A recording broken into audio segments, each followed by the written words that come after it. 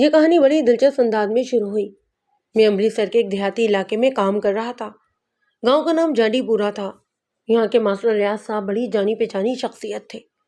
عمر 50-55 کے قریب تھی، تاہم صحت اچھی تھی۔ روز صبح ورزش کرتے تھے، پکے نمازی اور خدا ترس شخص تھے۔ گاؤں میں ہر کوئی ان کا نام عزت سے لیا کرتا۔ ماسٹر صاحب میں اگر کوئی خامی تھی تو اتنی کہ انہوں نے ابھی تک شادی نہیں کی تھی۔ لوگ کہتے تھے کہ جوانی میں انہیں اپنی پھپھی زاد کے ساتھ عشق ہوا تھا۔ پھپھی زاد کی شادی کہیں اور ہو گئی تو ماسٹر صاحب نے بھی عمر بھر شادی نہ کرنے کا فیصلہ کر لیا۔ خاندان کی کئی دوسری لڑکیوں نے ان کی یہ ضد توڑنی چاہی، لیکن کسی کو کوئی خاص کامیابی نہ ہوئی۔ بہرے طور اب ان باتوں کو ایک طویل عرصہ گزر چکا تھا۔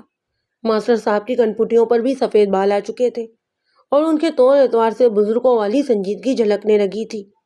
یوں لگتا تھا کہ ان کی زندگی ایک ایسی ڈگر پر چل نکلی ہے جس پر آنے والے دنوں میں کسی بھی عورت کے قدم نہیں پڑیں گے اور وہ ایک کنواری زندگی گزار کر ہی اس دنیا سے رخصت ہو جائیں گے۔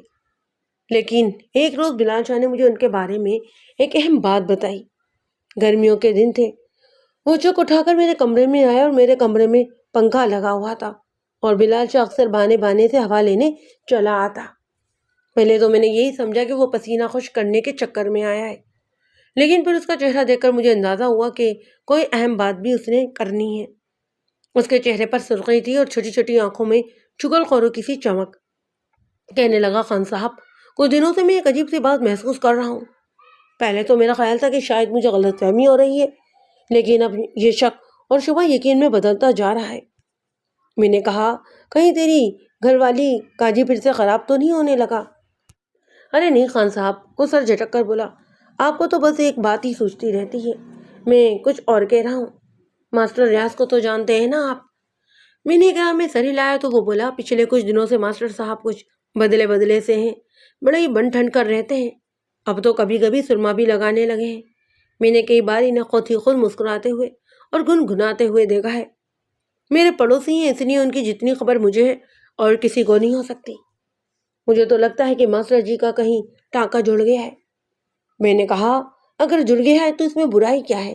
کون سی بات ہے بندے کو کسی بھی وقت اپنا جنازہ جائز کرنے کا خیال آ سکتا ہے؟ وہ بولا، لیکن یہ تو زیادتی ہے نا جی، اس گاؤں میں میرے ہی ساتھ والے گھر میں کوئی چکر چلتا رہے اور مجھے خبر ہی نہ ہو، یہ تو چراغ تلے اندھیرے والی بات ہو گئی۔ میں نے کہا، تم کہنا کیا چاہتے ہو کہ ماسٹر صاحب اپنے گھر میں کوئی چکر چلا رہے ہیں؟ بالکل، بلال شاہ نے اقرار میں سر ہلایا۔ وہ تو گھر میں اکیلے رہتے ہیں۔ میں نے کہا، لیکن اب اکیلے نہیں ہیں، مجھے شبہ ہے خان صاحب کہ ان کے گھر میں ان کے علاوہ بھی اور کوئی رہ رہا ہے۔ اس شبہ کی وجہ؟ میں نے پوچھا۔ وجہ کوئی نہیں ہے جی، بس یہ میرے دل کی آواز ہے۔ مجھے لگتا ہے کہ پچھلے 1-1.5 ہفتے سے ماسٹر صاحب کے گھر میں کوئی ہے۔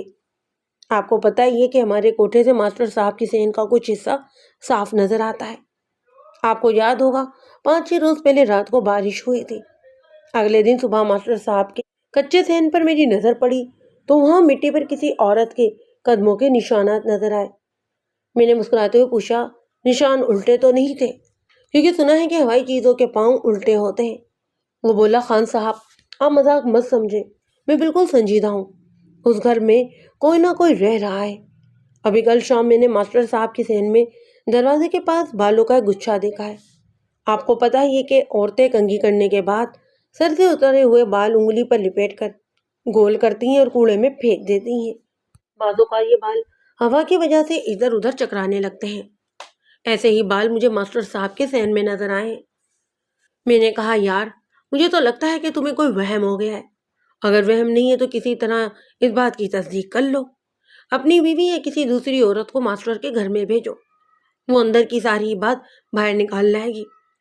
بلال بولا، یہی تو مصیبت ہے، ماسٹر صاحب کسی کو گھر میں ہی نہیں گھسنے دیتے۔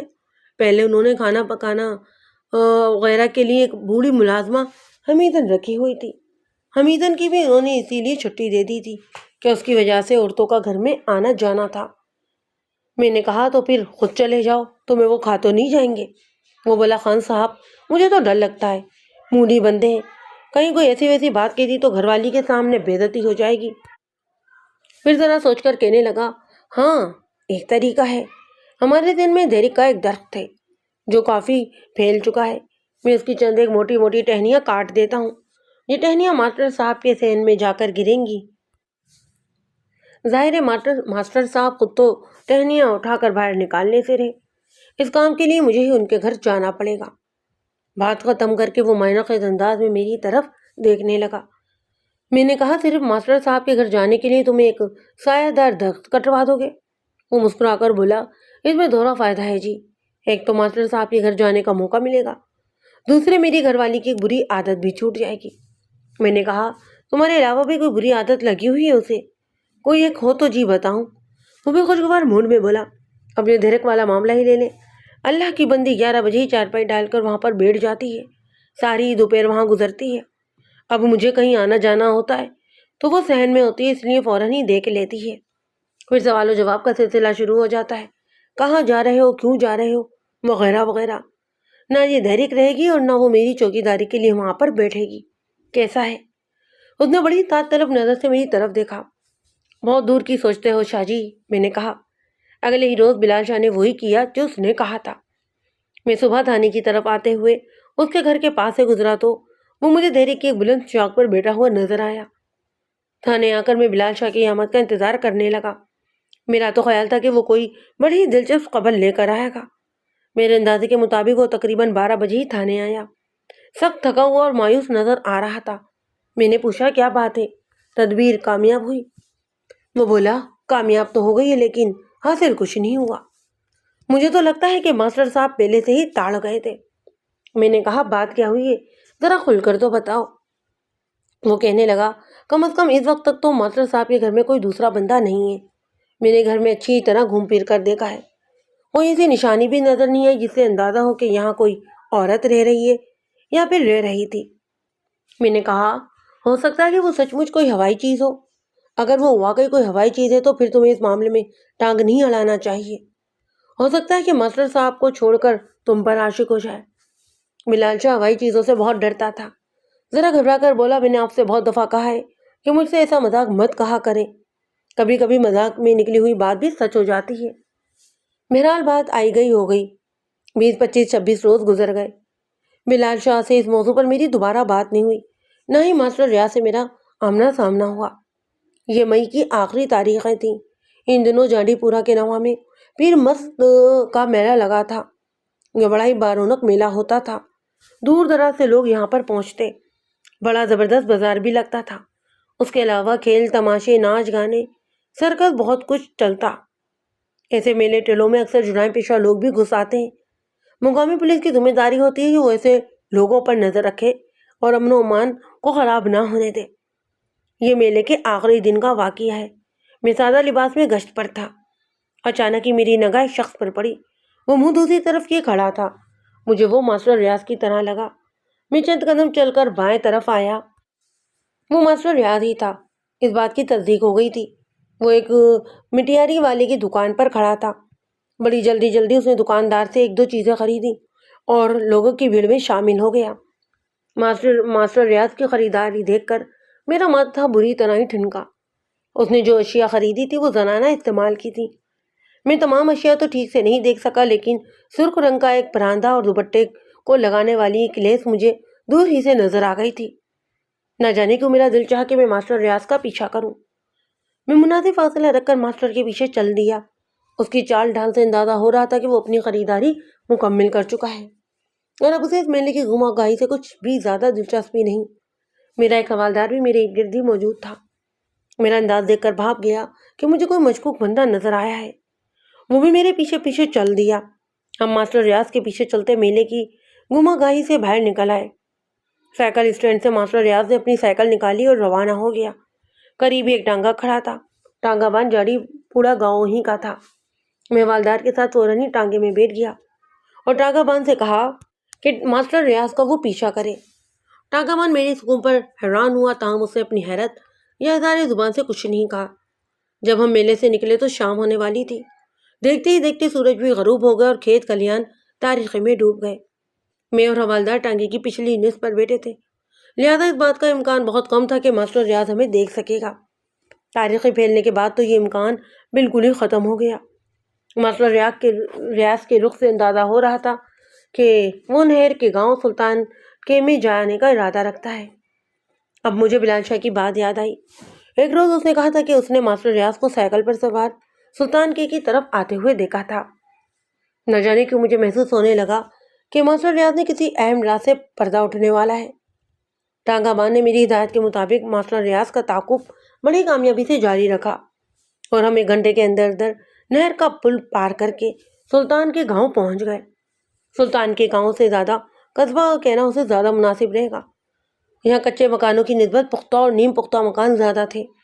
آبادی 2-2.5 ہزار نفوس سے کم بھی نہیں تھی۔ یہاں ایک چھوٹی سی فروٹ منڈی بھی تھی۔ اس منڈی کے پاس پہنچ کر ماسٹر ریاض اپنی سائیکل سے اتر گیا۔ یہاں ایک طرف رہائشی مکانات بھی تھے۔ مجھے اندازہ ہوا کہ ماسٹر ریاض انہی مکانات میں سے کسی کے اندر جائے گا۔ منڈی کے ناکے پر بہت سے ریڑے کھڑے تھے۔ سائیکل پر وہ بھاری بھرکم تھیلے بھی لٹک رہے تھے۔ ظاہر تھا کہ ان میں وہ سامان ہے جو میلے سے خریدا گیا ہے۔ ماسٹر ریاض نے اپنی سائیکل گلی کے پہلے مکان کے سامنے روک کر 2-3 مرتبہ گھنٹی بجائی۔ دروازہ کھلا اور گلی میں جلتے بلب کی روشنی میں مجھے کسی عورت کا حوالہ نظر آیا۔ یقیناً وہ عورت ہی تھی۔ دروازہ کھلنے کا انداز بھی بتا رہا تھا کہ وہ عورت ہی ہے۔ ماسٹر ریاض نے سائیکل کے ہینڈل سے بھاری بھرکم تھیلے اتار کر اس عورت کو تھمائے، پھر سائیکل بغل میں دبائی اور 3 سیڑھیاں چڑھ کر خود بھی دروازے میں داخل ہو گیا۔ میں نے بڑی تیزی سے فیصلہ کیا کہ ماسٹر ریاض کو رنگے ہاتھوں پکڑا جائے۔ حوالدار اور ٹانگا بان میری طرف سوالیہ نظروں سے دیکھ رہے تھے۔ ان کو میں نے کہا کہ وہ دونوں ہی یہاں پر میرا انتظار کریں اور میرے واپس آنے تک یہاں سے نہ جائیں۔ اس کے بعد میں نے اس مکان کی طرف بڑھا جہاں چند لمحے پہلے ماسٹر ریاض داخل ہوا تھا۔ میں نے دروازے پر دستک دی۔ تھوڑی دیر بعد ماسٹر ریاض کی ڈری ڈری آواز آئی، دروازہ کھولو جی، آپ سے ایک ضروری بات کرنی ہے۔ میں نے بھاری بھرکم آواز میں کہا۔ میں نے محسوس کیا کہ کوئی دروازے کی جھری میں سے جھانک کر مجھے پہچاننے کی کوشش کر رہا ہے۔ میں دروازے کے ساتھ بالکل لگ گیا تاکہ جھانکنے والا میری صورت ہی نہ دیکھ سکے۔ میری دوسری دستک پر ماسٹر ریاض کو دروازہ کھولنا ہی پڑا۔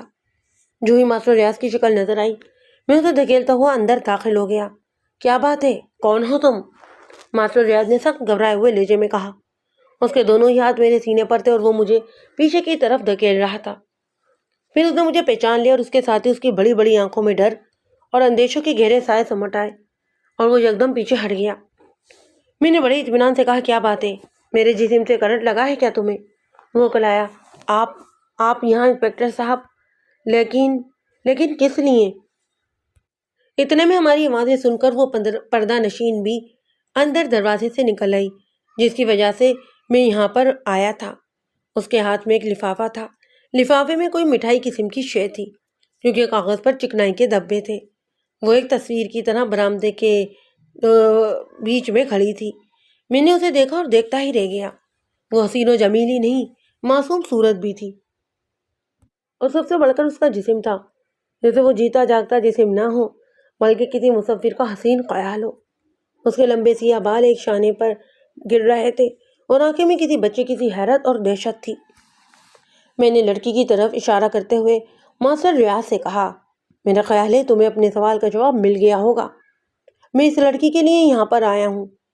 ماسٹر ریاض کا چہرہ یکدم ہی زرد ہو گیا تھا۔ مجھے لگا جیسے وہ ابھی چکرا کر گر جائے گا۔ لڑکی جلدی سے اندر بھاگ گئی تھی۔ ماسٹر ریاض کچھ دیر خالی خالی نظروں سے میری طرف دیکھتا رہا۔ وہ مجھ سے کچھ کہنا چاہ رہا تھا لیکن الفاظ اس کی زبان تک نہیں آ رہے تھے۔ پھر اس نے بولنے کا ارادہ ملتوی کر دیا اور آگے بڑھ کر دروازے کو اندر سے کنڈی بھی چڑھا دی۔ آئیے انسپکٹر صاحب، اندر آ جائیے، وہ حیرت انگیز طور پر ٹھہری ہوئی پرسکون آواز میں بولا۔ میں اس کے کم میں چلتا مکان کے برآمدے میں پہنچا اور ایک ٹیبل فین کے سامنے بچھی ہوئی چارپائی پر بیٹھ گیا۔ ویسے میں ماسٹر ریاض کی طرف سے پوری طرح ہوشیار تھا۔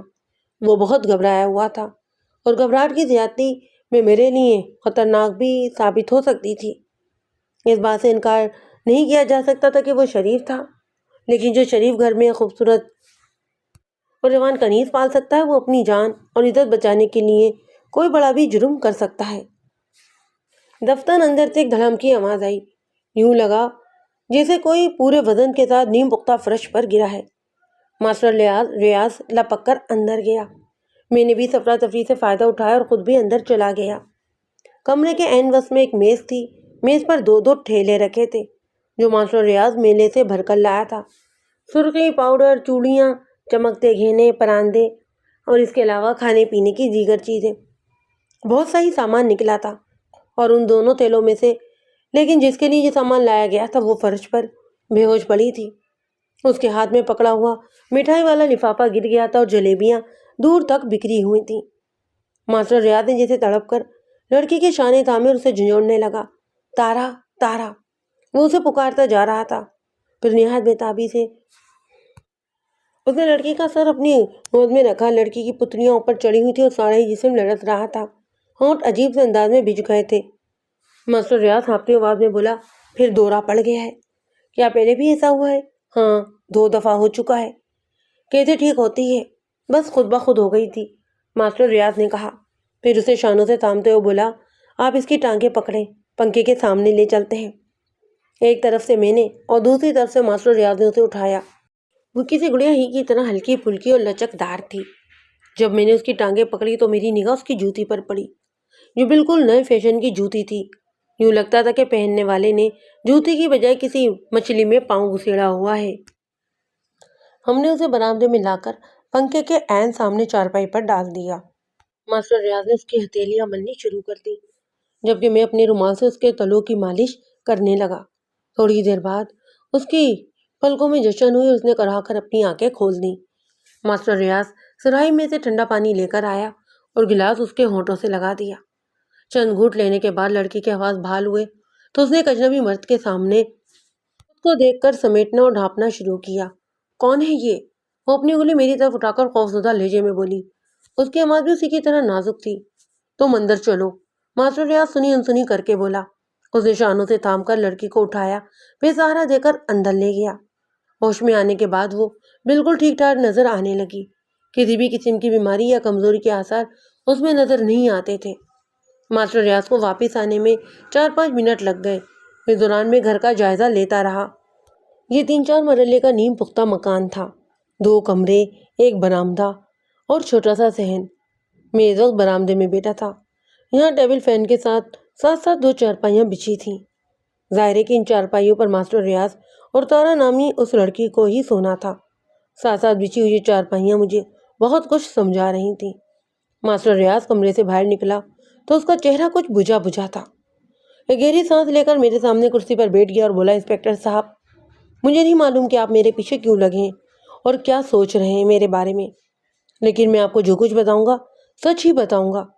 شاید آپ میرے گھر پر چھاپہ نہ مارتے تو بھی میں چند روز تک خود تھانے پہنچ کر آپ کو سبھی کچھ بتا دیتا، اور میں یوں خالی خلی بات نہیں کر رہا۔ جانڈی پورہ کے رہنے والے جانتے ہیں کہ میں نے مشکل سے مشکل وقت میں بھی سچ بولا ہے۔ اس نے جیب سے سفید بے داغ رومال نکال کر گردن اور سینے سے پسینہ پہنچا اور بولا، اس لڑکی سے میری پہلی ملاقات کوئی 1.5 مہینہ پہلے ہوئی تھی۔ آپ نے میرا گھر تو دیکھا ہی ہوا ہے۔ گھر کے پچھواڑے میں کھیت ہیں اور میں نے اس طرف بھی ایک چھوٹا سا دروازہ رکھا ہوا ہے۔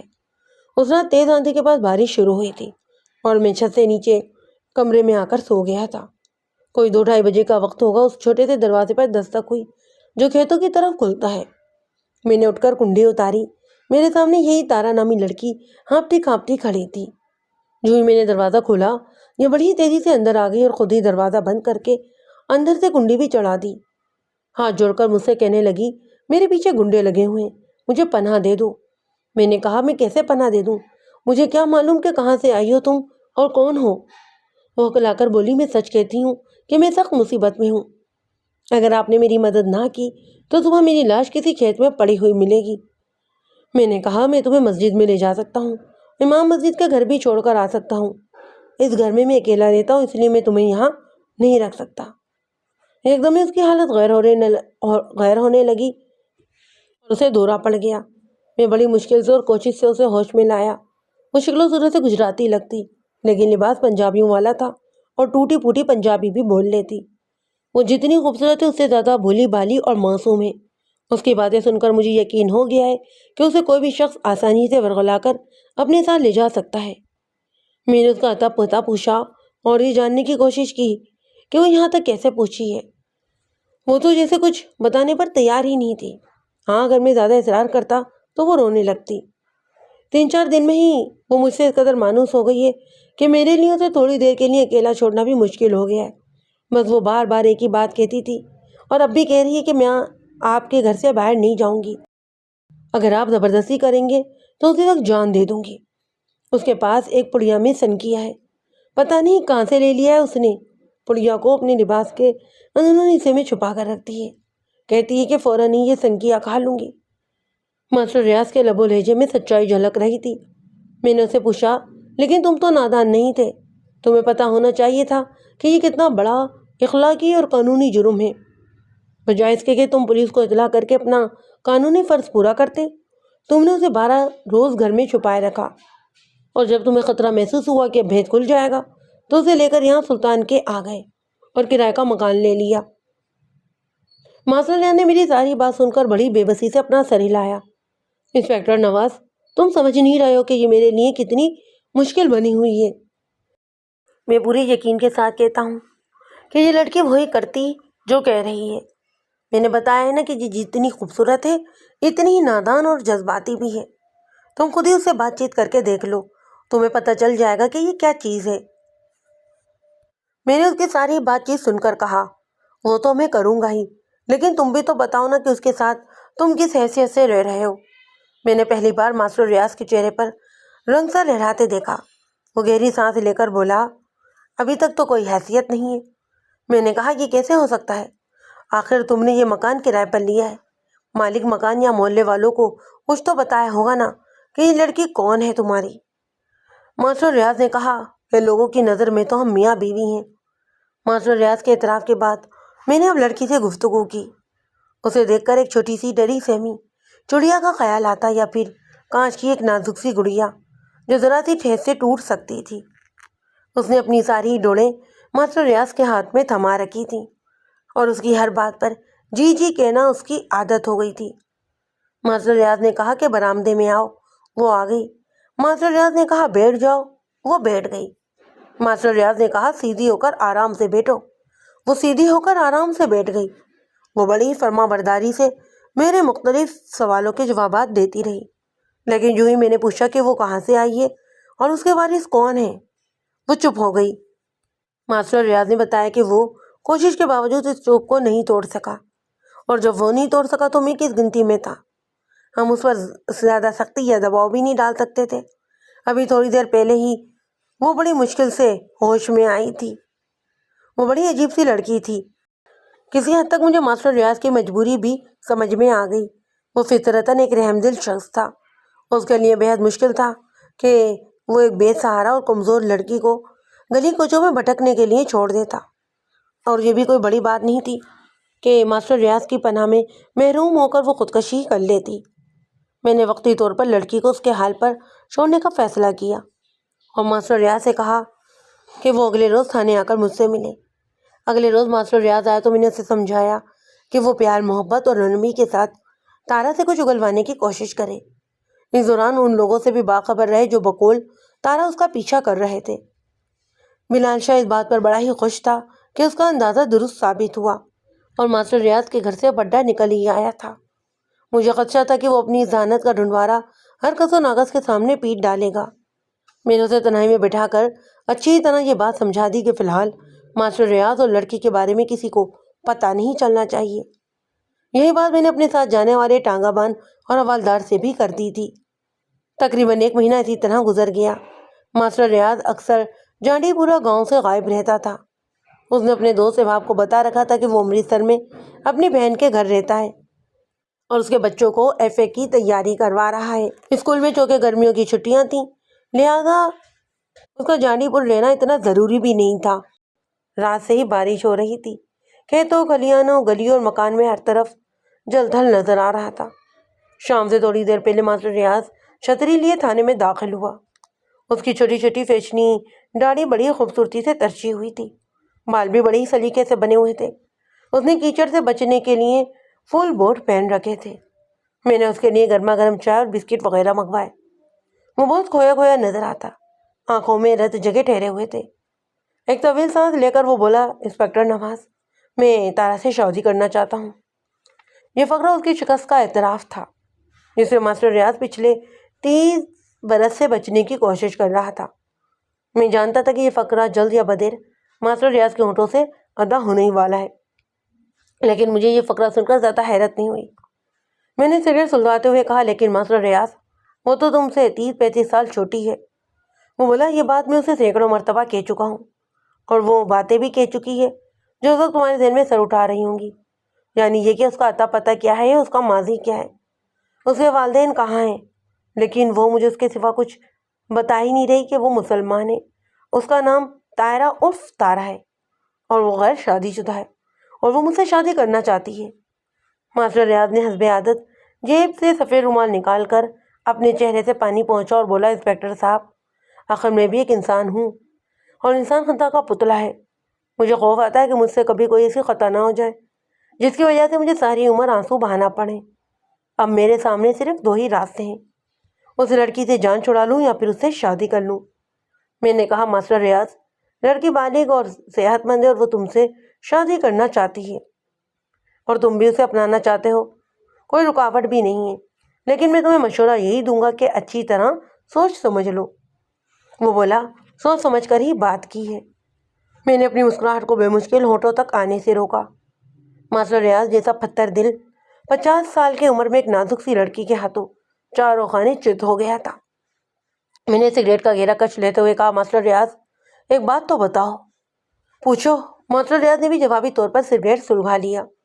میں نے کہا، تم نے اپنی ساری جوانی عورت سے دور رہ کر گزار دی، آخر اس کی کوئی وجہ تو ہوگی۔ وہ بولا، کہانیاں تو لوگوں نے بہت سی گڑھ رکھی ہیں، لیکن سچی اور مختصر سی بات یہ ہے کہ میں اپنی پھوپھی زاد سے شادی کرنا چاہتا تھا، اور یہ شادی نہ ہو سکی، اور میں نے فیصلہ کر لیا کہ میں اب شادی نہیں کروں گا۔ پھر اب کیوں کر رہے ہو؟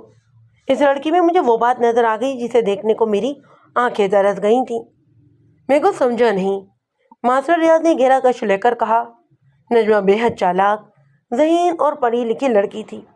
اس کی ماں یعنی میری پھوپھی میں بھی یہ ساری صفات موجود تھیں۔ حقیقت یہ ہے کہ نجمہ سے میری شادی نہ ہونے میں صرف زمانے کا ہی قصور نہیں، اس میں نجمہ بھی بڑی حد تک شریک تھی۔ وہ اپنی ماں کے کہے کو حکم کا درجہ دیتی تھی، اور اس کی ماں نے کہہ دیا تھا کہ ریاض جائیداد کا مقدمہ لے کر ہار جائے گا، اور اسے اپنے باپ کے ترکے میں سے پھوٹی کوڑی بھی نہیں ملے گی۔ اس کی ماں بڑی جاندیدہ عورت تھی، اس نے ٹھیک ہی کہا تھا، مجھے جائیداد میں سے پھوٹی کوڑی نہیں ملی۔ لیکن جہاں بہت سوچ سمجھ کر اس نے بیٹی کی شادی کی، وہاں کون سی دودھ کی نہریں بہہ نکلی تھیں۔ نجمہ کا شوہر امرتسر میں کاروبار کرتا تھا، اس کے کارخانے میں آگ بجھانے والے آلات اور سلنڈر وغیرہ بنتے تھے۔ ایک روز اسی کارخانے میں آگ لگ گئی، لاکھوں کا کاروبار جل کر خاک ہو گیا، کوڑے کوڑے کو محتاج ہو گئے وہ لوگ۔ میں نے جائیداد کھو کر بھی اپنا حوصلہ نہ کھویا اور اپنی محنت سے اپنے پاؤں پر کھڑا ہو گیا۔ اسکول کی زمین میں نے اپنی محنت کی کمائی سے خریدی، اور اسی کمائی سے عمارت بھی کھڑی کی۔ اب تک ہزاروں بچے اس اسکول سے علم کی روشنی حاصل کر چکے ہیں، اور انشاءاللہ ہزاروں آئندہ کریں گے بھی۔ وہ سگریٹ کو پاؤں تلے مسل کر ماسٹر ریاض نے کہا، در حقیقت مجھے نجمہ اور خاص طور پر اس کی ماں سے اب شدید نفرت ہو چکی تھی۔ دھیرے دھیرے یہ نفرت میرے اندر جڑ پکڑ گئی، مجھے عورت کی چالاکی، ہوشیاری اور دوغلے پن سے گھن آنے لگی۔ اگر مجھے کوئی سیدھی سادھی عورت بھی ملتی تو میں اس میں عقل مندی اور چالاکی کے جراثیم ڈھونڈ ہی لیا کرتا اور اس سے نفرت کرنے لگتا۔ اور میں سچ کہتا ہوں، میں نے سیدھی سادھی عورتیں بھی دیکھی بھی بہت کم ہیں، جو نظر آتی ہیں وہ اکثر ایسی ہوتی ہی نہیں۔ عورت فطرتاً خوراٹ اور دور اندیش ہے، اور مرد عام طور پر جذباتی اور نادان ہوتے ہیں۔ میرے من کے مندر میں ایک معصوم اور حد سے زیادہ بھولی بھالی لڑکی کی مورت سجی تھی، اور میں اس کا پجاری ہوں۔ ماسٹر ریاض بہت جذباتی انداز میں بول رہا تھا، اس کا گلا رند گیا اور آنکھوں میں آنسو چمک اٹھے۔ وہ کہنے لگا، میں نے بہت غور کیا ہے انسپکٹر نواز، اور اس نتیجے پر پہنچا ہوں کہ یہ جو کچھ ہو رہا ہے قدرت کی طرف سے ہی ہو رہا ہے، اور یہ اسی کی دین ہے، ورنہ میں اس قابل کہاں تھا کہ تارا جیسی لڑکی مجھ جیسے بڈھے کو پسند کرتی، شادی پر اصرار کرتی، اور شادی نہ ہونے کی صورت میں خودکشی پر کمر بستہ ہو جاتی۔ اور اس سے بھی بڑی بات یہ ہے کہ قدرت نے اب میرے دل میں اس لڑکی کی محبت ڈال دی ہے۔ میں سچ کہتا ہوں انسپکٹر، پچھلے 3 ماہ میں میری اپنے ساتھ ایک زبردست جنگ چھڑی ہے، بہت زوروں سے مارا ہے میں نے اپنے آپ کو، لیکن تارا کی محبت کے جال سے نہیں نکل سکا۔ 1 ہفتے بعد ہی ماسٹر ریاض اور تارا کی شادی نہایت خاموشی اور سادگی سے ہو گئی۔ ماسٹر ریاض کے چند قریبی دوستوں اور عزیزوں نے ہی اس شادی میں شرکت کی۔ اگلے روز ماسٹر ریاض نے چھوٹا سا ولیمہ کر دیا۔ یوں ایک نیا گھر آباد ہو گیا اور ماسٹر ریاض کی قضا زدہ زندگی میں بھی بہار آ گئی۔ میں نے اس شادی کے سلسلے میں ماسٹر ریاض سے ہر طرح کا تعاون کیا تھا۔ دیکھا دیکھی گاؤں کے چند معتبر لوگ بھی اس تقریب میں پیش نظر آنے لگے، لیکن گاؤں کی اکثریت ماسٹر ریاض کو تمسخر اور طنز کی نظروں سے ہی دیکھ رہی تھی۔ لوگوں نے طرح طرح کی باتیں بتائیں۔ کسی نے کہا بڈھا بوڑھا گھوڑا لال لگام، تو کوئی بولا بیٹی سے چھوٹی عمر کی لڑکی سے شادی رچا لیے، تو کسی نے تانا دیا کہ شادی سے پہلے ماسٹر صاحب دل پشوری کر رہے تھے۔ بہرحال سچائی چھپ نہیں سکتی بناوٹ کے اصولوں سے۔ ماسٹر ریاض نے کوئی غلط کام نہیں کیا تھا۔ تارا سے شادی کے لیے اس نے تمام اخلاقی اور قانونی تقاضے پورے کیے تھے، اور اب میاں بیوی راضی تھے، اس لیے قاضی نے اور لوگوں نے کیا کرنا تھا۔ دھیرے دھیرے خود ہی لوگوں کے منہ بند ہو گئے۔ جو چند ایک رہ گئے تھے ان کے منہ تارا کے حسن اور اخلاق اور ماسٹر ریاض کی ملنساری نے بند کر دیے۔ عمروں میں فرق ہونے کے باوجود وہ دونوں ایک مثالی جوڑا نظر آ رہے تھے۔ بلال چاچو کے ان دونوں کا ہمسایہ تھا، لہذا اس کی زبانی مجھے اکثر ہی ماسٹر ریاض اور تارا کے حالات کا علم ہوتا رہتا۔ تارا نے ماسٹر ریاض کا گھر آئینے کی طرح چمکا دیا تھا، اور اس جگمگاتے گھر میں وہ کسی رنگین تتلی کی مانا لہراتی پھرتی۔ محلے بھر کی عورتیں اس گھر کی معصومیت اور سادگی کی گرویدہ تھیں، اور ماسٹر ریاض تو جیسے اس میں کھو کر ہی رہ گیا تھا۔ وہ خود کو دنیا کا خوش قسمت ترین شخص سمجھ رہا تھا، اور ایسا سمجھ کر وہ کوئی غلطی بھی نہیں کر رہا تھا۔ اس عمر میں اتنی خوبصورت اور خوش اخلاق راہوں میں آنکھیں بچھانے والی بیوی کا مل جانا خوش بختی نہیں تو اور کیا تھا۔ بلال شاہ کا جل جل کر اور کڑ کڑ کر برا حال ہو رہا تھا۔ گھر والی سے اس کے تعلقات پہلے بھی کچھ اتنے اچھے نہیں تھے، اب اور کشیدہ ہو گئے۔ ظاہر ہے اس کی وجہ خوش باش پڑوسی ہی تھے۔ وہ بیوی کو ہر وقت پڑوسیوں کی مثالیں دیتا، جواب میں وہ بھی اسے پڑوسیوں کی مثالیں دیتی۔ کبھی کبھی یہ لفظی جنگ خطرناک صورت اختیار کر جاتی، اور بلال کو 2-3 دن مسجد میں یا پھر تھانے میں ہی سونا پڑتا۔ وہ بڑی سنجیدگی سے غور کر رہا تھا کہ اب ایک اور شادی کر ہی لے۔ اگر ماسٹر ریاض کو اس عمر میں تارا جیسی بیوی مل سکتی تھی تو اسے بھی کوئی درمیان سی حد لگ ہی سکتی تھی۔ ایک روز مجھ سے کہنے لگا، خان صاحب آپ کے سر کی قسم میں بہت سنجیدگی سے غور کر رہا ہوں کہ اب دوسری شادی کر ہی لوں۔ مجھے ذہنی سکون کی بہت ضرورت ہے، اور یقین کریں یہ سکون مجھے اس گھر میں نہیں مل سکتا۔ پتہ نہیں کون سا گناہ آگے آیا کہ یہ عورت میرے پلے پڑی ہے۔ نہ ہی شکل نہ ہی عقل، نہ موت، بات کرو تو کھانے کو دوڑتی ہے، ہر وقت سر پر دوپٹہ باندھے مردار کی طرح پڑی رہتی ہے۔ میں نے کہا تم نے پھر بھی اس میں سے درجن کے قریب بچے پیدا کر ہی لیے ہیں۔ وہ برا سا منہ بنا کر بولا، بچوں کا کیا ہے جی، وہ تو گائے بھینسوں کے بھی ہو جاتے ہیں۔ اصل چیز تو ہوتی ہے آپس کی محبت، ذہنی اور سکون۔ اب ماسٹر ریاض کو ہی دیکھ لیں۔ بس بس بھائی بس، میں نے اس کے بات کاٹی۔ آدھے گھنٹے میں تم یہ 10ویں مرتبہ ماسٹر ریاض کی مثال دینے لگے ہو۔ بھائی میرے، وہ نئی نئی شادی ہے، اور پھر دونوں ہی سمجھدار ہیں، تمہارا ان کا کوئی مقابلہ نہیں۔ دونوں سمجھدار ہیں، کیا مطلب ہے آپ کا؟ بلال شاہ نے آنکھیں نکالی۔ کیا آپ مجھے بیوقوف سمجھ رہے ہیں؟ میں نے کہا میں تمہاری نہیں، تمہاری گھر والی کی بات کر رہا ہوں۔ بلال شاہ منہ بنا کر بولا، خان صاحب آپ جان بوجھ کر ایسی باتیں کرتے ہیں جس کے دو مطلب نکلیں۔ بہرحال میں نے اپنے دل کی بات آپ کو بتا دی ہے۔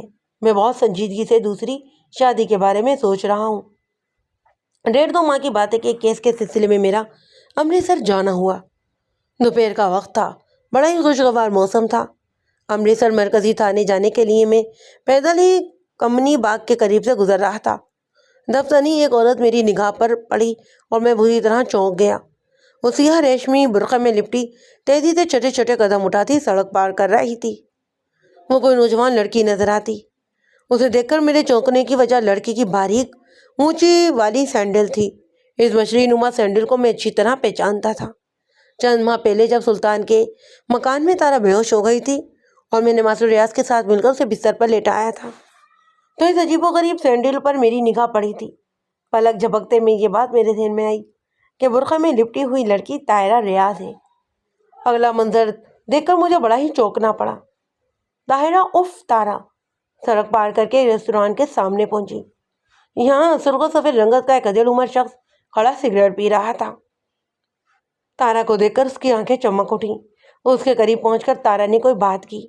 وہ مسکرایا اور تارا کو لے کر ریسٹوران کے اندر چلا گیا۔ یہ عام قسم کا ریسٹوران تھا، باہر چولہوں پر بہت سے دیگچے رکھے تھے۔ اور ایک طرف تندور پر گرم گرم روٹیوں کا ڈھیر لگا تھا۔ میں کچھ دیر الجھن میں اس ہوٹل کے سامنے کھڑا رہا، پھر محتاط انداز میں آگے بڑھ کر اندر جھانکا۔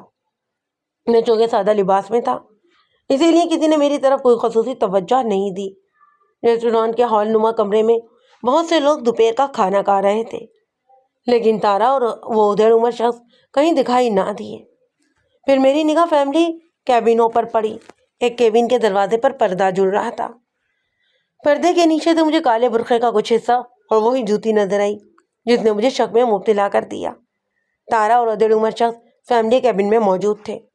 میں باہر آ کر ایک بس اسٹاپ پر کھڑا ہو گیا اور ان دونوں کے ہی نکلنے کا انتظار کرنے لگا۔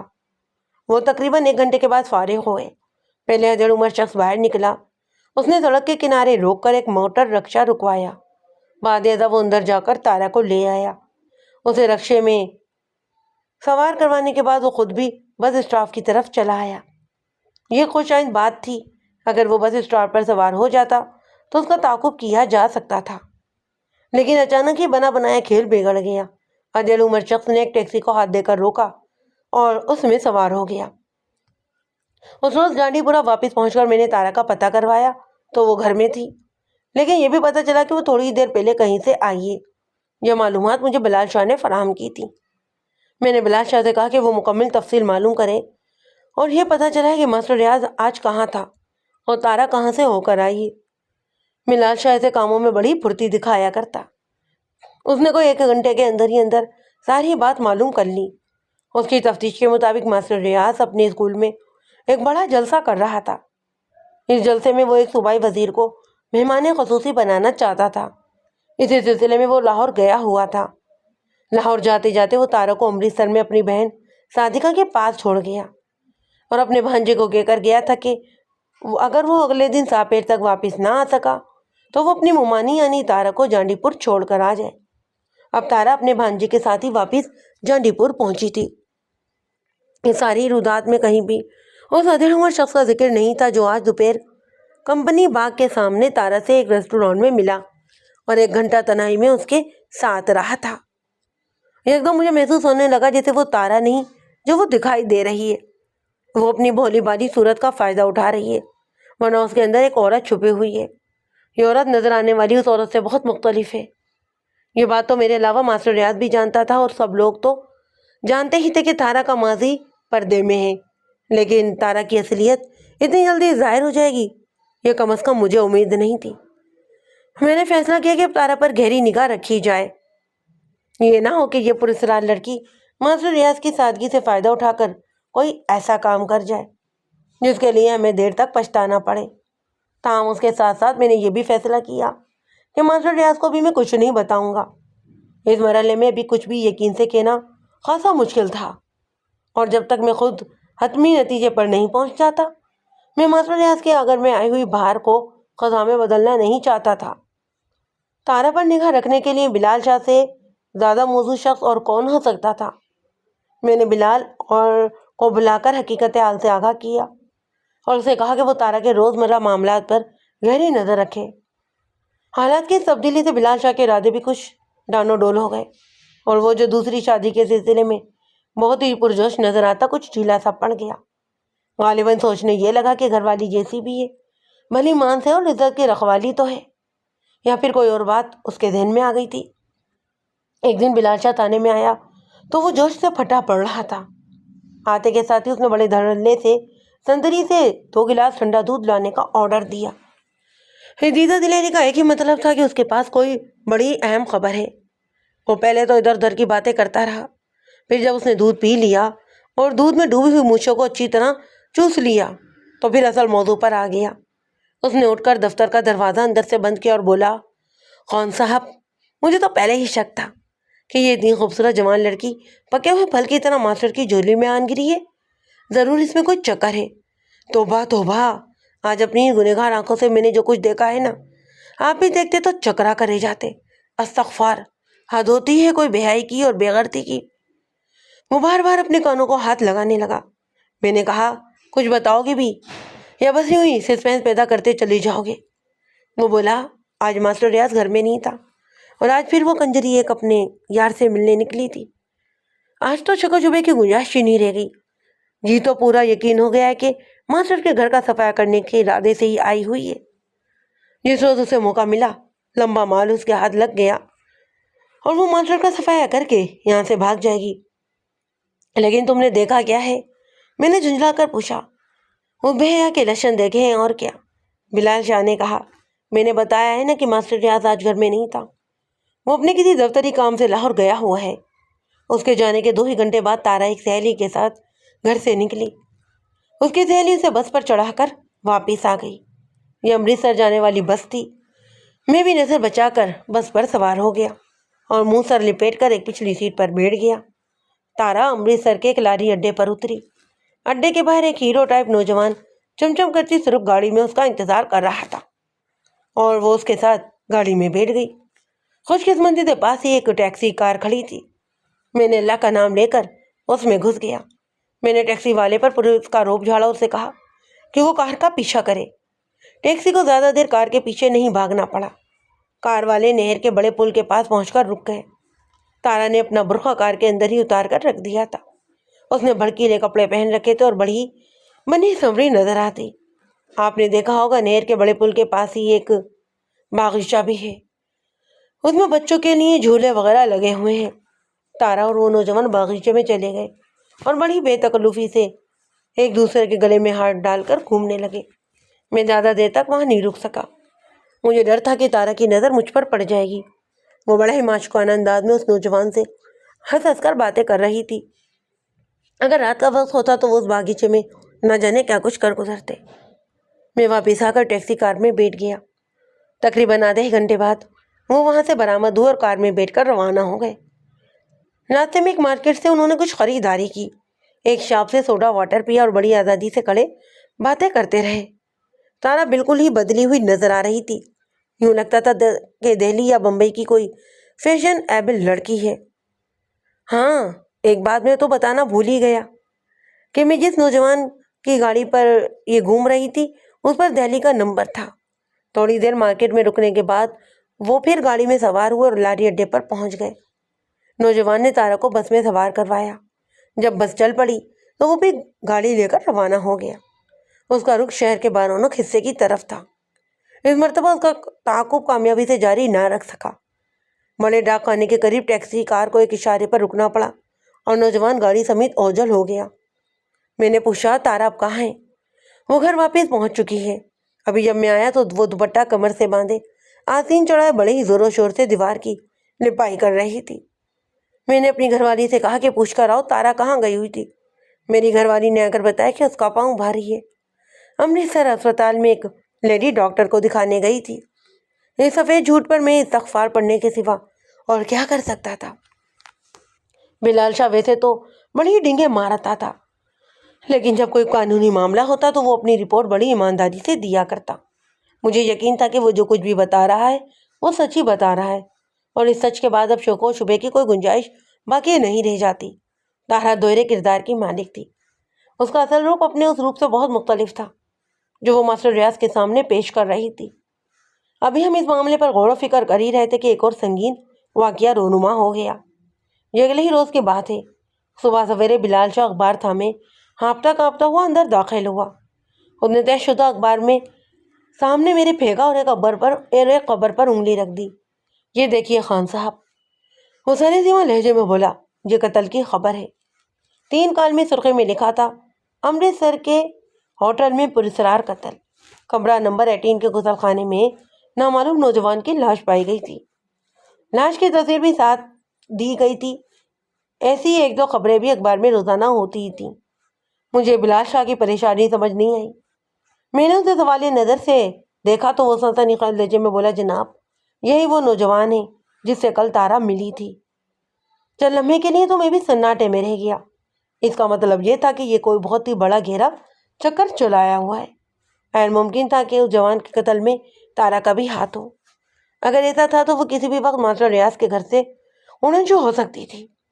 میں نے فوری طور پر 2 سادہ لباس پولیس والے ماسٹر ریاض کے گھر کی نگرانی پر رکھ دیے اور خود ایک ہیڈ کانسٹیبل اور بلال شاہ کے ساتھ امرتسر روانہ ہو گیا۔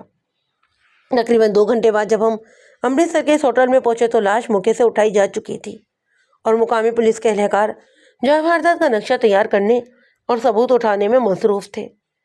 مقتول کے کمرے میں اس کا واحد سوٹ کیس کھلا تھا۔ اس سوٹ کیس میں روزمرہ کے استعمال کا سامان تھا۔ کپڑے کے چند جوڑے، مومی لفافے میں لپٹی ہوئی چپل، صابن، تولیہ، ٹارچ اور گولڈن رنگ کی ایک ولایتی تھرماس۔ تفتیش کرنے والے سب انسپکٹر نے مجھے پہچان لیا اور بڑے مروت سے پیش آیا۔ اس نے مجھے تمامی تفصیلات سے آگاہ کیا۔ واردات کا پتہ سب سے پہلے ہوٹل کے بیرے بھوشن کمار کو چلا۔ وہ شام سے غسل خانے میں پانی گرنے کی آواز سن رہا تھا۔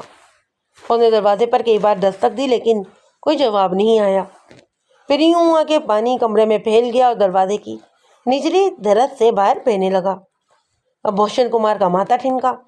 وہ ڈپلیکیٹ چابی استعمال کر کے کمرے میں داخل ہو گیا۔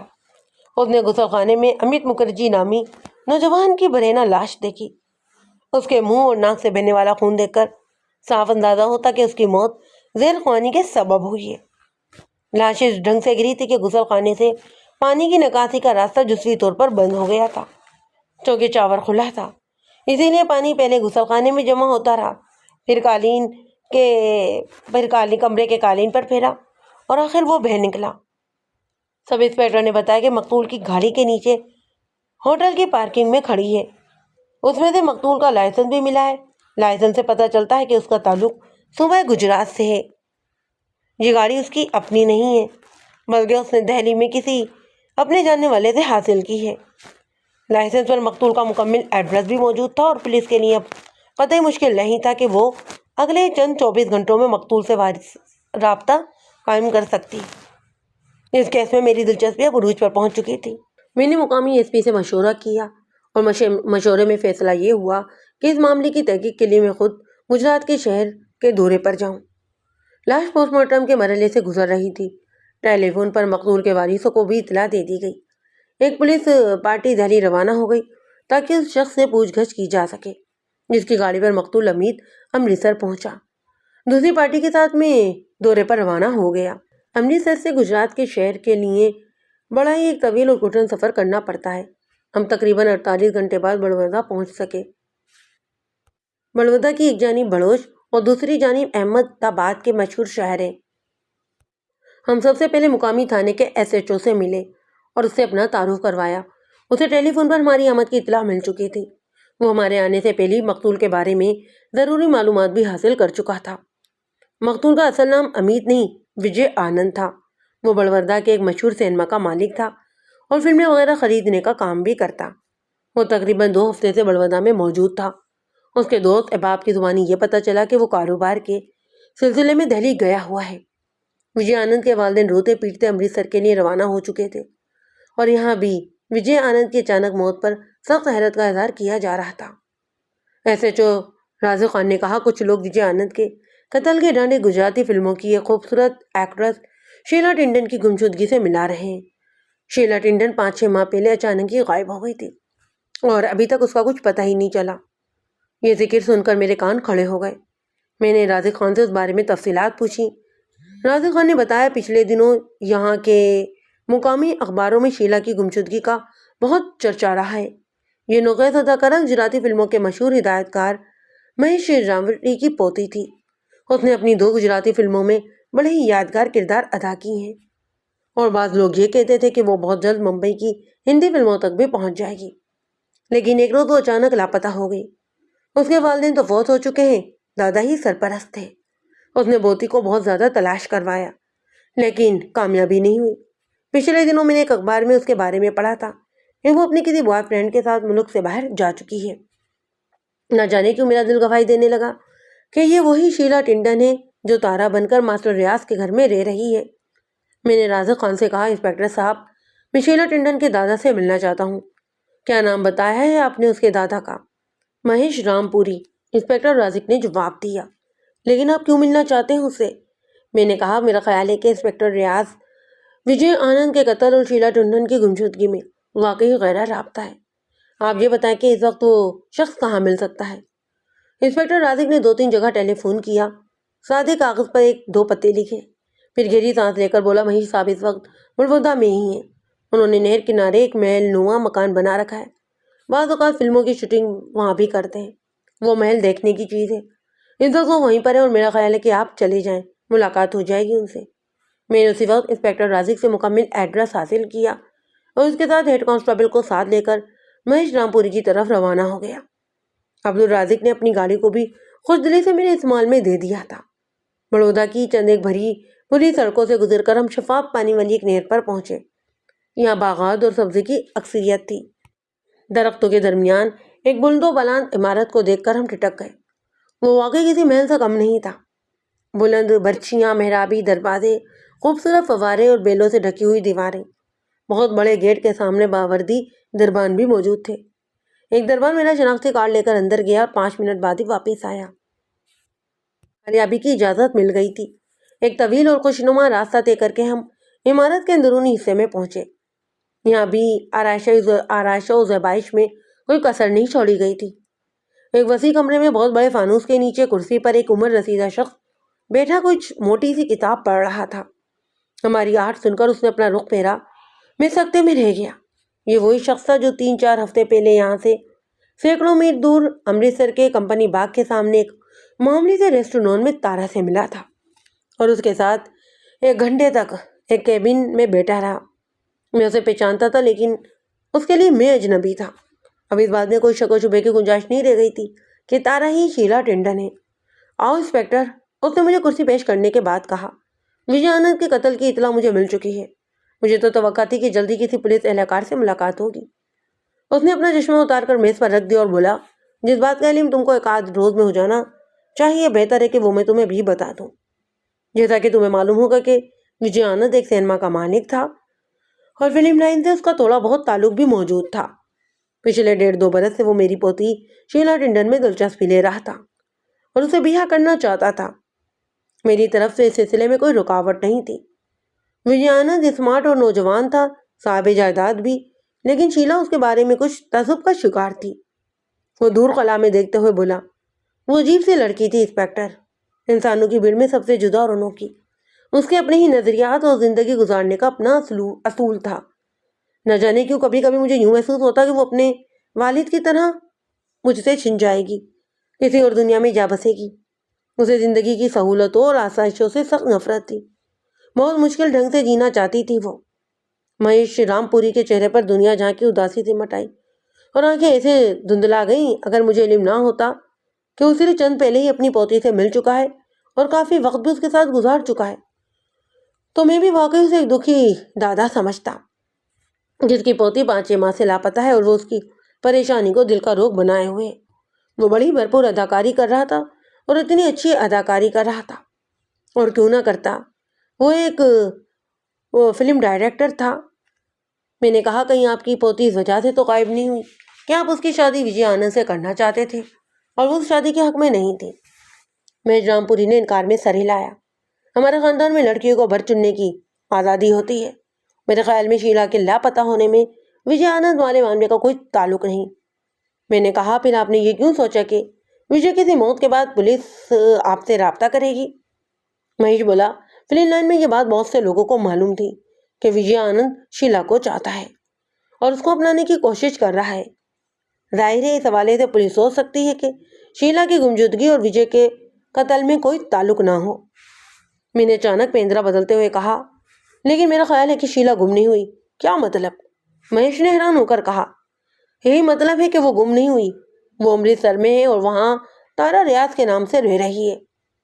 مہیش رام پوری کے سر پر جیسے کسی نے دستی بم پھینک دیا۔ وہ حیرت زدہ نظر سے میری طرف دیکھتا رہا، پھر قدرے سنبھل کر بولا، لیکن تمہیں کیسے پتا چلا؟ جیسے آپ کو پتا چلا اور آپ سے اس سے ملنے امرتسر جا پہنچے۔ میں نے بڑے ہی اطمینان سے جواب دیا۔ مہیش رام پوری کی حالت ایسی ہو رہی تھی جیسے اسے ابھی دل کا دورہ پڑ جائے گا۔ ایک دربان ابھی تک دروازے کے قریب کھڑا تھا۔ اس نے ہاتھ کے اشارے سے کہا کہ وہ باہر چلا جائے۔ دربان خاموشی سے باہر نکل گیا۔ اب میں اور مہیش حال نما اس کمرے میں اکیلے تھے۔ مہیش نے پہلی بار غور سے مجھے دیکھا اور سرا تاپا اچھی طرح گھورا بھی۔ تم کو کس نے بھیجا ہے یہاں؟ میں خود ہی یہاں آیا ہوں، میں نے بڑے اعتماد سے کہا۔ مجھے کسی سے داد لینے کی کوئی ضرورت نہیں۔ تم مجھے کیسے کہہ سکتے ہو کہ میں امرتسر گیا ہوں اور شیلا سے ملا ہوں؟ کیونکہ میں یہ سب کچھ اپنی آنکھوں سے دیکھ چکا ہوں اور اس بارے میں ٹھوس ثبوت بھی فراہم کر سکتا ہوں۔ ایک دم ہی مہیش رام پوری ڈھیلا پڑتا ہوا محسوس ہوا اس نے اینک اتار کر اس کے شیشے صاف کیے اور اسے دوبارہ اپنی آنکھوں پر جما لیا۔ میں تمہارا مکمل تعارف حاصل کر سکتا ہوں؟ اس نے پوچھا۔ مجھے بھلا کیا اعتراض ہو سکتا تھا؟ میں نے اپنا مکمل تعارف کروا دیا۔ جواب میں اس نے بڑی تفصیل سے اپنے بارے میں بتایا۔ وہ گجراتی فلموں کا سب سے پرانا ہدایت کار تھا اور کئی ایک شہرت یافتہ فلمیں بنا چکا تھا۔ اس کی عمر 17 سال سے اوپر تھی، لیکن اچھی صحت کی وجہ سے 55-60 کا ہی نظر آتا۔ شیلا کا والد اور والدہ ٹریفک کے ایک حادثے میں جان بحق ہو گئے تھے اور مہیش نے شیلا کو اپنے بچوں کی طرح پالا پوسا اور پروان چڑھایا۔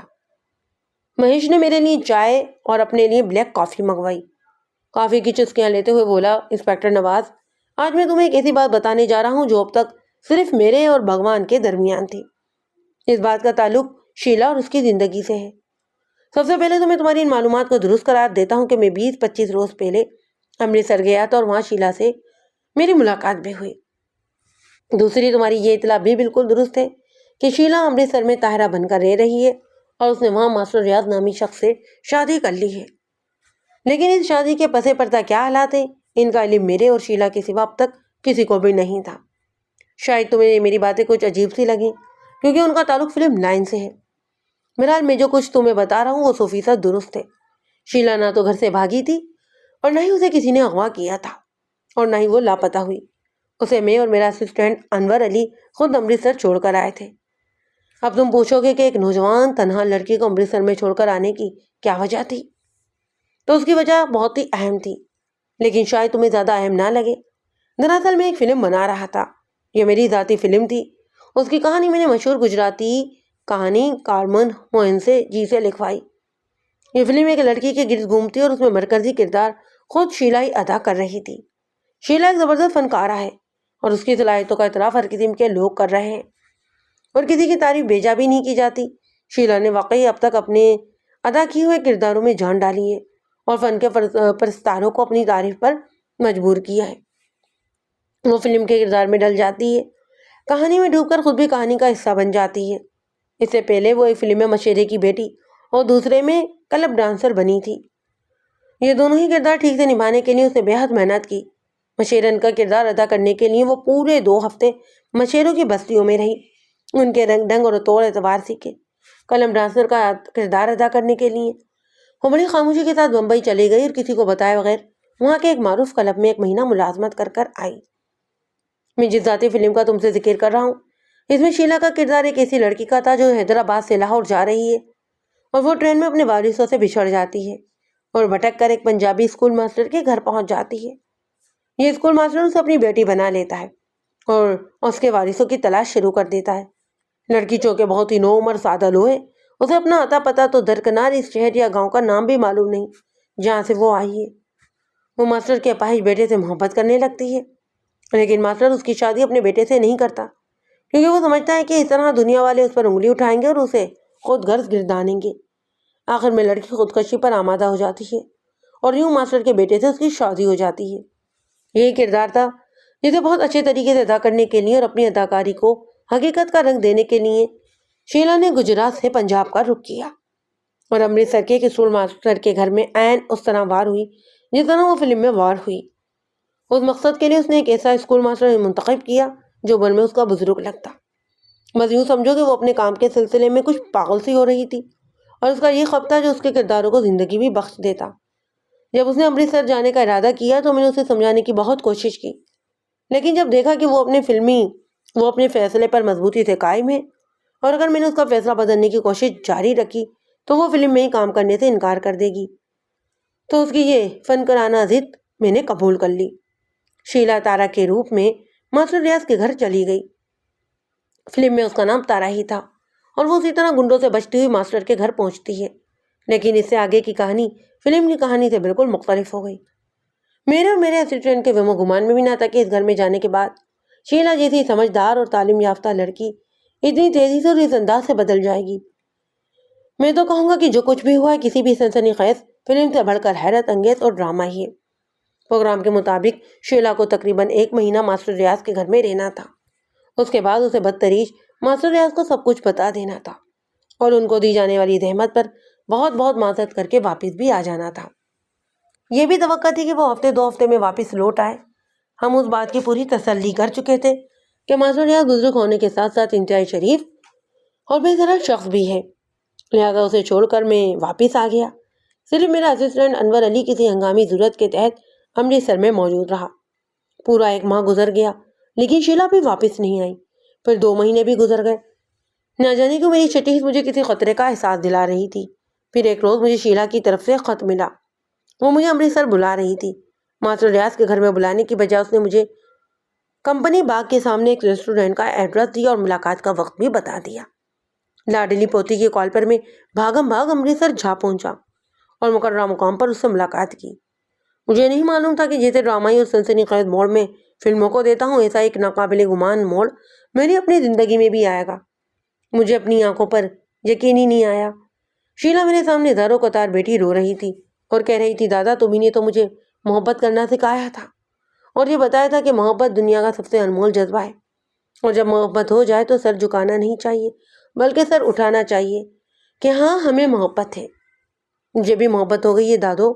میں ماسٹر صاحب سے محبت کرنے لگی ہوں اور دل کی گہرائیوں سے کہہ رہی ہوں کہ میں نے اسے شادی کر لی ہے۔ میں سکتے کی حالت میں شیلا کے ساتھ رہا تھا۔ شیلا نے بتایا کہ ماسٹر ریاض اسے بھولی بالی لاوارث اور غریب لڑکی کے روپ میں جانتے ہیں اور وہ چاہتی ہے کہ ماسٹر صاحب کے سامنے ہمیشہ اس کا یہی روپ رہے۔ اس نے خدشہ ظاہر کیا کہ اگر کبھی ماسٹر صاحب کو بھنگ بھی پڑ گئی کہ شیلا وہ نہیں جو نظر آ رہی تھی تو وہ ہمیشہ ہمیشہ کے لیے اسے اپنی زندگی سے نکال دیں گے۔ انہیں دنیا میں جس چیز سے سب سے زیادہ نفرت ہے وہ عورت کی چالاکی اور ہوشیاری سے، اور سب سے پیاری چیز عورت کی سادگی اور معصومیت ہے۔ شیلا نے ہاتھ جوڑ کر مجھ سے درخواست کی کہ میں اسے اس کے حال پر چھوڑ کر چلا جاؤں اور کم از کم 2-3 سال کے لیے اسے بالکل ہی بھول جاؤں۔ میں نے مختصر سے وقت میں یہ ساری بات جان لی تھی اور یہ بھی جان گیا تھا کہ اب مجھے کرنا کیا ہے۔ مجھے صبر کرنا تھا اور خاموشی کے ساتھ واپس لوٹ آنا تھا، اور میں نے ایسا ہی کیا۔ دل پر ایک بہت بھاری پتھر رکھا۔ میں نے شیلا کی جدائی قبول کر لی اور وہ ساری باتیں بھی سن لیں جو لوگوں نے اس کے حوالے سے کی۔ فلم لائن کے لوگوں میں ایسی باتوں کو زیادہ اہمیت نہیں دی جاتی، لیکن شیلا جو کہ ایک سپر اسٹار بننے والی تھی اور لوگ اس سے بہت امیدیں لیے بیٹھے تھے، اب یوں اس کا اچانک فلمی دنیا چھوڑ کر منظر سے غائب ہو جانا انہیں بڑا ہی شوق گزرا۔ کئی اخباری نمائندوں نے جستجو کی کہ وہ اچانک کہاں چلی گئی ہے۔ وہ اسے بڑودہ اور احمد آباد وغیرہ میں بھی ڈھونڈتے رہے، لیکن وہ تو سینکڑوں میل دور امرتسر کے ایک چھوٹے سے گاؤں میں ماسٹر ریاض کے گھر میں تھی۔ دھیرے دھیرے لوگ سبھی کچھ بھول جاتے ہیں، مثلاً گمشدگی کو بھی لوگ بھولنے لگے۔ میرے علاوہ اگر کوئی شخص اس کی حیران گمشدگی کو نہیں بھولا تو وہ وجے آنند تھا۔ وہ میرزادہ شیلا کو جنون کی حد تک چاہتا تھا اور اس کو اپنانا اس کی ضد بن چکا تھا۔ ایک لمحے کے بعد مہیش رامپوری نے کہا، لیکن ایک بات میں تم پر واضح کر دینا چاہتا ہوں، اگر تمہارے دماغ کے کسی بھی حصے کونے خطرے میں یہ خیال موجود ہے کہ وجے آنند کے قتل میں شیلا کا کوئی ہاتھ ہو سکتا ہے، تم یہ خیال اپنے دل سے نکال دو۔ میں اپنی پوتی کو اتنا جانتا ہوں کہ وہ خود بھی اپنے آپ کو اتنا نہیں جانتی ہوگی۔ وہ کسی کا خون نہیں کر سکتی۔ شیلا کے دادا نے آخری فقرے ایک ایک لفظ پر زور دے کر کہے۔ اگلے 10-12 گھنٹوں میں ہم نے اس سلسلے میں کئی لوگوں سے بیان قلم بند کیے۔ اکثر یہ لوگوں کا خیال تھا کہ وجے آنند کے قتل کا تعلق شیلا کی گمشدگی سے ہو سکتا ہے۔ تاہم فلم لائن کے ہی بعض لوگوں کا یہ خیال بھی تھا کہ یہ قتل کسی دشمنی وغیرہ کا شاخ خزانہ ہے۔ شیلا کے بارے میں کسی کو کانوں کان خبر نہیں تھی کہ وہ کہاں اور کس حال میں۔ اگر بیان دینے والوں کو پتہ چل جاتا کہ شیلا طاہرہ کے روپ میں امرتسر میں ہی ہے اور اپنے قتل سے صرف چند گھنٹے پہلے وجے آنند نے شیلا سے ملاقات کی تھی، تو یقیناً وہ آنکھیں بند کر کے اس قتل میں شیلا کو ملوث کرتے تھے۔ میرا SHO رازق خان کا بھی یہی خیال تھا کہ شیلا اس قتل میں ملوث نہیں ہے۔ یہ بات عین ممکن ہے کہ وجے آنند نے شیلا کی ازواجی زندگی تباہ کرنے کی کوشش کی ہو یا کسی طریقے سے اسے بلیک میل کیا ہو اور شیلا نے اسے زندگی کی سرحد پار کروا دی ہو۔ لیکن یہ کوئی چھوٹا موٹا اقدام نہیں تھا کہ کسی کو قتل کرنا کوئی کام آسان کام نہیں ہوتا، وہ بھی کسی عورت کے لیے، اور عورت بھی ایسی کی جو محبت کر رہی تھی اور کسی کی زندگی میں بھار بن کر ٹھہرنا چاہتی تھی۔ ضروری بیانات حاصل کرنے کے بعد میں ایک روز بڑودہ سے روانہ ہوا اور ٹرین کا طویل سفر کرنے کے بعد امرتسر پہنچ گیا۔ وجے آنند کے قتل کی تفتیش شروع ہوئی تو میں نے شیلا کے دادا سے وعدہ کیا تھا کہ جب تک مجھے شیلا کے خلاف کوئی بہت ٹھوس ثبوت نہیں مل جائے گا میں اسے اس معاملے سے الگ ہی رکھوں گا اور اس کی جمی جمائی زندگی میں کسی بھی طرح کی دخل اندازی نہیں کروں گا۔ وجے آنند کی پوسٹ مارٹم رپورٹ آ چکی تھی۔ اس رپورٹ کے مطابق اس کی موت زہر خوانی سے ہوئی۔ یہ زہر اسے کسی مشروب غالباً گنے کے رس میں ملا کر دیا گیا۔ رپورٹ میں زہر کا مشکل سا نام اور کیمیکل فارمولا لکھا تھا۔ یہ زہر 2-3 گھنٹے کے بعد اثر کرنا شروع کرتا ہے اور 3-4 گھنٹے کے دوران ہی اپنے شکار کو راہ عدم کر دیتا ہے۔ میں نے جو نتیجہ اخذ کیا وہ یہ تھا کہ شیلا نے باغ کی سیر کے دوران یا اس کے بعد وجے آنند کو یہ زہر پلا دیا۔ بعد ازاں وہ اطمینان سے گھر آ گئی اور وجے اس ہوٹل میں پہنچ گیا جہاں وہ ٹھہرا ہوا تھا۔ 1.5-2 گھنٹے بعد اس کی طبیعت خراب ہونا شروع ہو گئی۔ تلخی اور حرارت سے بڑھی تو وہ کپڑے اتار کر غسل خانے میں گھس گیا اور نہانے لگا۔ نہانے کے دوران ہی اس نے خون کی کے کی اور فرش پر گر کر دم توڑ گیا۔ شیلا اور تارا کے خیال میں اس بات کا کوئی گواہ موجود نہیں تھا کہ وہ امرتسر میں وجے آنند سے ملی ہے، بلکہ یہ بات کسی کے وہم و گمان میں ہی نہیں تھی، لہٰذا وہ بالکل مطمئن ہو کر گھر آ گئی۔ بہرحال اس سارے معاملے میں ایک بات توجہ طلب بھی تھی۔ جو کچھ بلال شاہ نے دیکھا تھا اس کے مطابق شیلا اور تارا تقریباً 11 بجے تک وجے آنند کے ساتھ رہی۔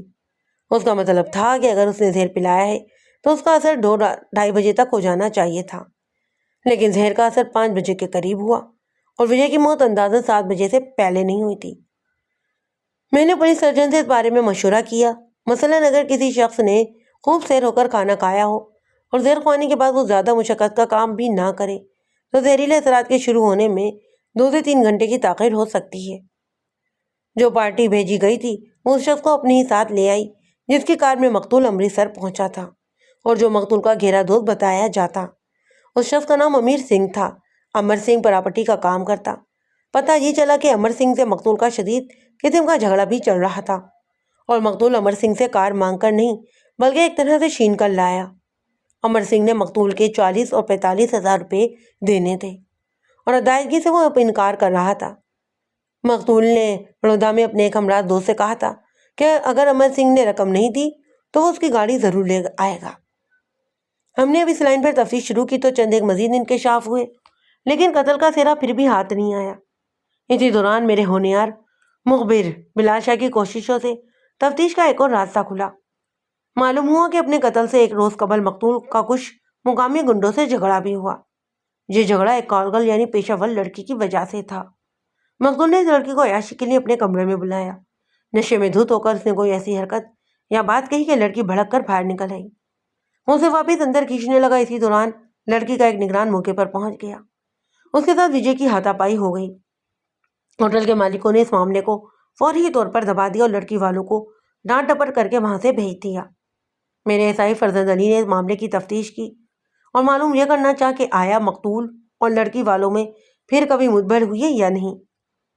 3 مختلف لائنوں پر 2-2.5 ماہ اس کیس کی تفتیش جاری رہی، لیکن کوئی بھی ثبوت ہاتھ نہیں آیا۔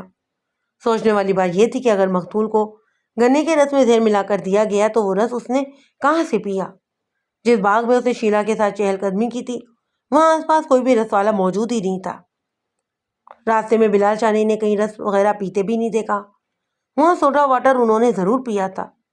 تفتیش کے دوران ہی 1-2 دفعہ شیلا اور ماسٹر ریاض سے بھی میری ملاقات ہوئی۔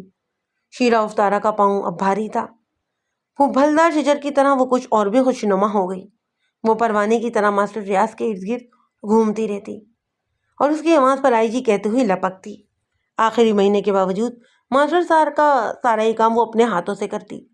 میں اسے دیکھ دیکھ کر سوچتا کہ وہ واقعی ایک زبردست گجراتی فلموں کی کامیاب ہیروئن ہے اور اس کی عقل مندی اور فن میں اس کی سمجھ بوجھ کا ایک زمانہ بھی اعتراف کرتا ہے۔ یہ ایک عجیبی غور دندہ لڑکی تھی۔ بہرحال وجے آنند کے قتل کو اب 6 مہینے گزر چکے تھے۔ کوشش کے باوجود میں کوئی اہم سراغ نہیں پا سکا۔ اب تو مجھ پر بھی ایک طرح کی مایوسی طاری ہونے لگی۔ ایک روز میں کیس کی ادھوری فائل سامنے رکھے کمرے میں بیٹھا تھا اور سگریٹ پر سگریٹ پھونک رہا تھا۔ دفتر نے ایک ایسی بات میرے ذہن میں آئی جو بہت پہلے آ جانا چاہیے تھی۔ مجھے حیرت ہوئی کہ میں اور میرا عملہ اب تک اس بات کو کیوں فراموش کیے ہوئے تھا۔ تارا یعنی شیلا ٹنڈن جب مقتول وجے آنند سے ملنے چوری چھپے گاؤں سے روانہ ہوئی تو اس کے ساتھ ایک لڑکی بھی تھی جو اسے بس پر چڑھا کر گاؤں واپس آ گئی۔ عین ممکن تھا کہ وہ لڑکی تارا کی ہمراز ہو اور اس سے کوئی اہم کام کی بات معلوم ہو سکے۔ یہ خیال آتے ہی میں اپنی جگہ سے اٹھ کھڑا ہوا۔ تقریباً آدھے گھنٹے میں جانڈی پورہ گاؤں کے پٹواری کی بیٹی سیتا کا بیان لے رہا تھا۔